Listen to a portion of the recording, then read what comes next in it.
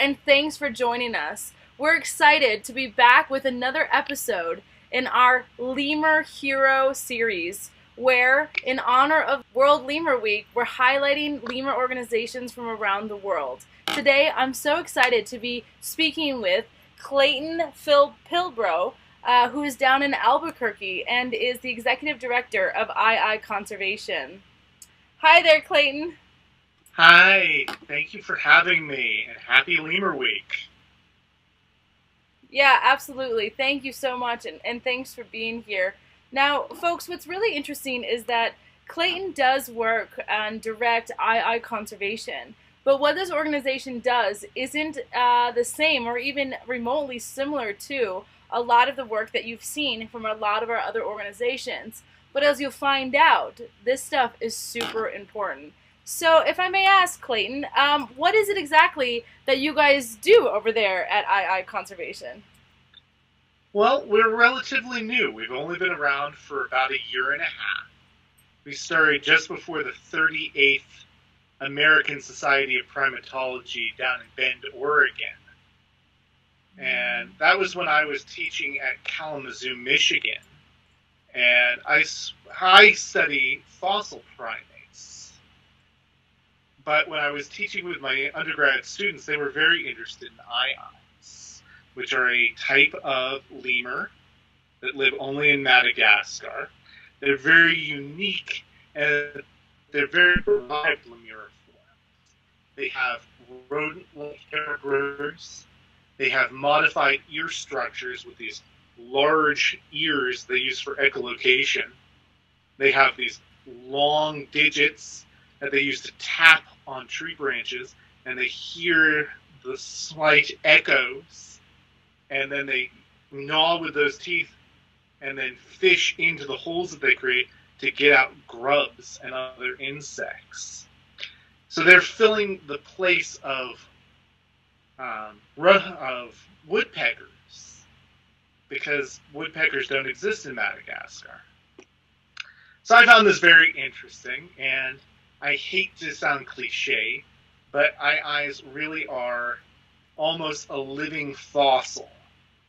And so I was able to take some of the knowledge that I knew of fossil primates and add it to the project here.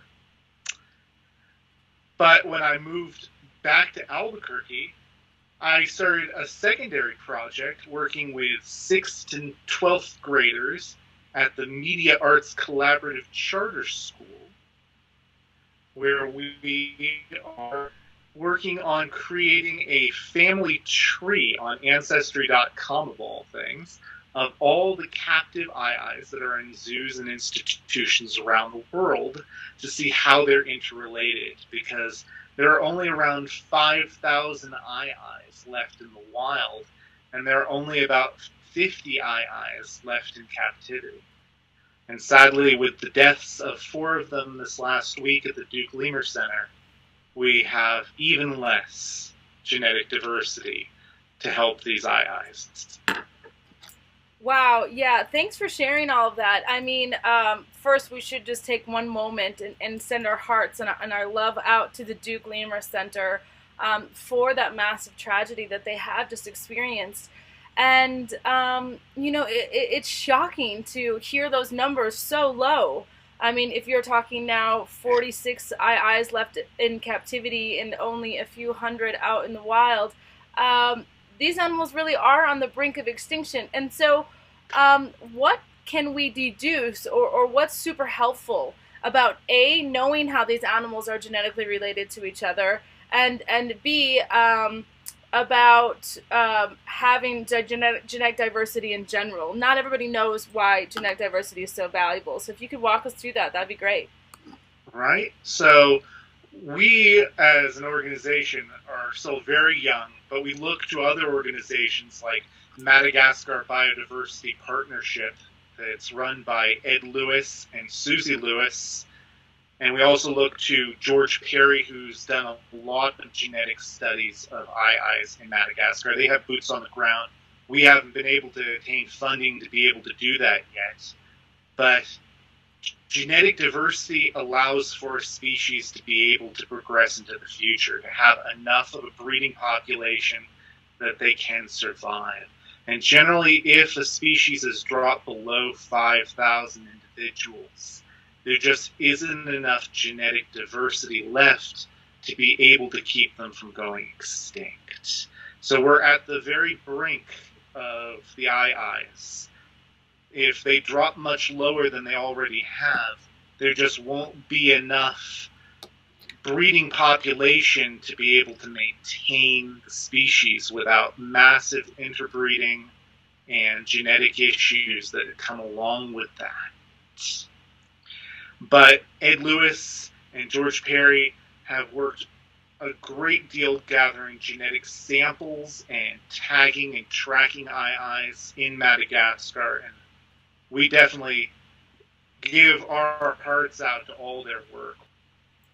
And so that's really excellent. And so by, looking at the captive data and the wild data, are you making comparisons there too, or just taking in as much of the wild data as possible? Because, forgive me if I'm wrong, the phylogenetic tree or the ancestry.com piece, that's only with the captives, or just re-clarify that for me. That's please. Right. It's only with the captives, only with the captive aye-ayes that are interrelated. So there are several aye-ayes that are in Tokyo that are not related to the other aye-ayes in captivity. So they don't appear on the tree yet because they haven't bred with any of the other captive aye-ayes that are interrelated through the family tree. There's just no way to add them.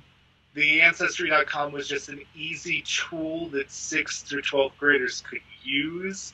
It wasn't really designed for this, but in just working on looking at captive aye-ayes on my own, it's kind of difficult to get into all of the access of all of the different zoos and read how they record their animals and how they're interrelated. So it's a bit of a puzzle.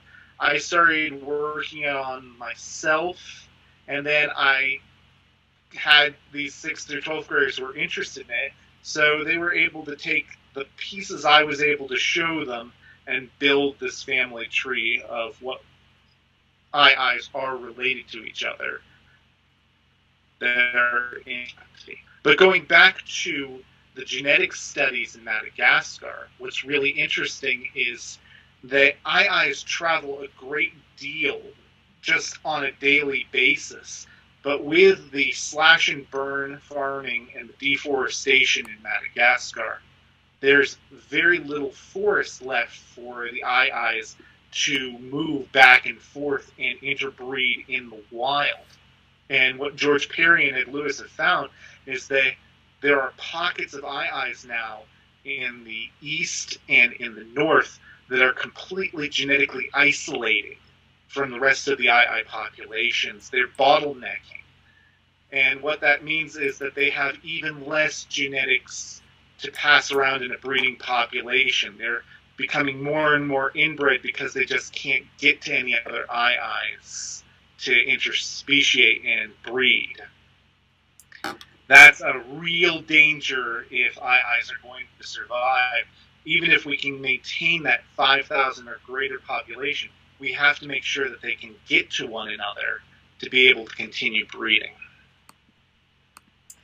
Yeah, and isn't that just the story? I know from all the times that I've been on the ground working with primates too, it is this fragmentation of landscapes that is extremely hard on the animals in that they can't disperse normally. They have trouble finding mates and getting outside of their own gene pool, so that we don't see as much inbreeding and genetic depression and bottlenecking. And so I just want to remind folks, about these dynamics, because when you think about, okay, let's just go and save endangered species, there's just so many attributes and aspects to think about, and genetics is definitely one of them. So learning about interrelatedness, the level of genetic inbreeding, tolerance in terms of genetic inbreeding in some of these captive populations can maybe give us a glimpse or a better understanding or a previous roadmap of how things work and things like that as we see some genetic bottlenecking in these wild populations. And I just want to take one moment to acknowledge as well Edward Lewis and the Madagascar Biodiversity Partnership, as they were my hosts while I was in Madagascar too, and they seem to be really a giant player in the field, so a shout out to them as well. And you know, another thing that's cool, Clayton, is getting the kids involved. And you know, some say that conservation is kind of a dying industry. A lot of people in the industry are losing hope. A lot of people, you know, start to feel that the battles are too big. But I'm of the opposite line of thought, and I think that there's so much hope, and I think that we're all moving in the right direction. And so tell me, what is the experience working with the kids, and how do you think it's enriching them, not only academically, but also personally? Absolutely. So the Media Arts Collaborative Charter School is a unique kind of a school. It's unlike most institutions that I've found for 6th through 12th graders. It is a school that works with making media elements a major part of the curriculum. So while they'll have writing assignments, they have media components, they'll have PowerPoints, they'll have videos that they make, they'll have creative music and other things like that that they constantly put into their projects. And there's a lot of interest for outreach projects. Each of the students in each grade have to create what's called a capstone project, or a POL, a point of interest piece. And they are encouraged to make it something that will change the world and make the world a better place for people. That's really the stuff that we love to hear and see, is the creativity, the involvement of the next generation, and really just finding ways to connect, you know, the field, the archived information, the current captive population, and local 6th to 12th graders. I mean, that's a lot of connecting the dots to get some really great work done. And so as such, we're really excited that here at Primate Connections, we're going to be able to share with you today 40% of the calendar sales that we make from this interview. So I'm going to show the folks right now your affiliate link, and I want all the people at home to know that through this affiliate link right here, you can buy a 2017 Primate Connections calendar, and all of the proceeds will go to II Conservation. And so that affiliate link, folks, is www.primateconnections.com/calendar?AFFID equals 260464. Again, that link is www.primateconnections.com/calendar?AFFID. That stands for affiliate ID equals 260464. And you know, Clayton, we're doing this just because we want to see the kids continue to stay in action, and because we want people to be able to support all the aspects of primate conservation, not just those that are in the field or in a zoo setting, but maybe even in a 6th to 12th grade classroom. We really appreciate it. Every little bit helps. Well, we certainly appreciate what you're doing as well, Clayton. And thanks so much for spending some time with us here at Primate Connections today. Thanks for inspiring the kids. And if anybody else wants to check you out, I will put up some links that they can get a hold of you besides just buying the calendar. And keep up the great work and keep inspiring everyone. And those IIs are incredible. So let's keep them around for as long as we can.